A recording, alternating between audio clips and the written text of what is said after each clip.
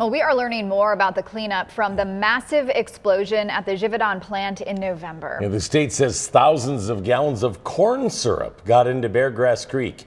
WDRB's Darby Bean tells us what this means for the drinking water quality in that area. Darby? Scott, the Kentucky Energy and Environment Cabinet says that corn syrup blend got into the water through the storm drains. It says the blend was used by the food coloring plant to develop pigment.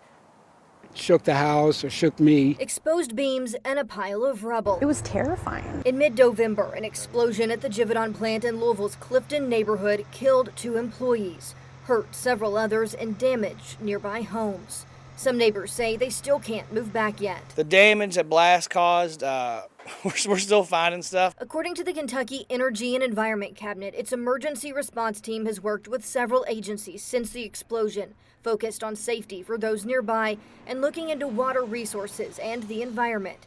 It says the blast released 5,000 gallons of corn syrup blend from the plant. Oh, wow. As firefighters hosed down the building, the corn syrup entered Beargrass Creek through MSD storm drains. Well, just hearing that, it doesn't sound like corn syrup's too dangerous by itself, but it's still scary having this in the neighborhood with houses, as close as they are to this. Tom Cunningham says while his house on Clifton wasn't damaged, he's hoping the plant relocates. We moved here 20-some years ago, and right after we moved was the first explosion.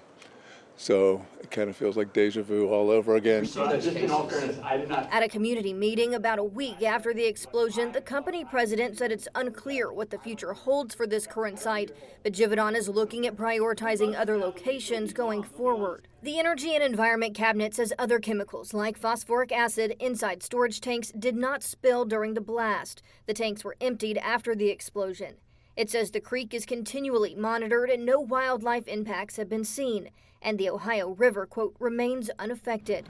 Louisville Water says there is no concern for the safety or quality of the city's drinking water from this explosion. We have reached out to Givaudan again today, but have not yet heard back. The cabinet says it is taking steps to prevent more runoff and catch that before it goes into the storm drains anymore. It says that includes a trench and a 24/7 pump. And of course, this is something we will continue to follow. Yeah, so many stories, peripheral stories after that explosion. Thanks, Darby.